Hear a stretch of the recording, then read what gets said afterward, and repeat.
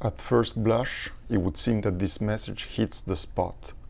Indeed, it would seem reasonable to posit that humans are losing their mind, that humanity is losing its mind, or that humankind is losing its mind.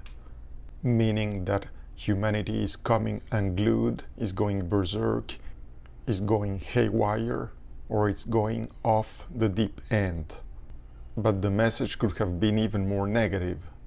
It could have stated that humans are going the way of the dwarf emu, or that humankind is going to hell in a handbasket.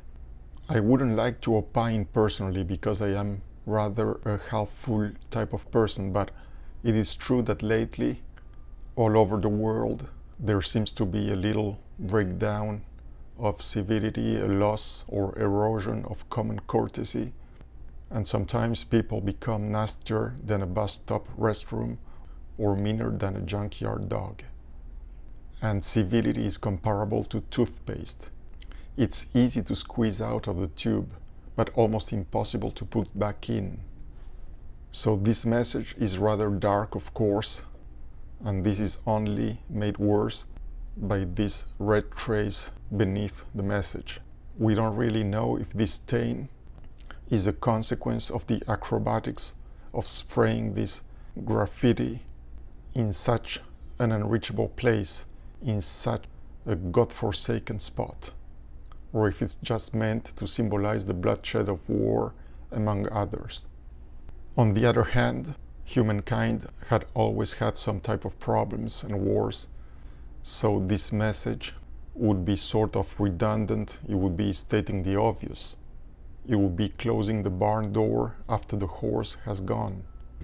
Arguably, we could say that no one invented antimatter here. If humankind is not worse now than it was before, then the authors of this message could be just worry wards, gloom peddlers, wet blankets, killjoys and party poopers.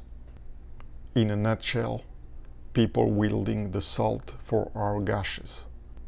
If humankind has always had some problems, then one would like to say to the authors of this graffiti, wake up and smell the coffee, because it has never been all peaches and cream. And it's no use crawling under a rock and waiting for the sky to fall. It seems better to light one candle than curse the darkness. And if things are bad, then maybe it's better to just wait it out like a bad haircut. Things could also improve, and there is always a silver lining. But talk is cheap, until you hire a lawyer, that is. And there is no guarantee that every dodo will become a phoenix.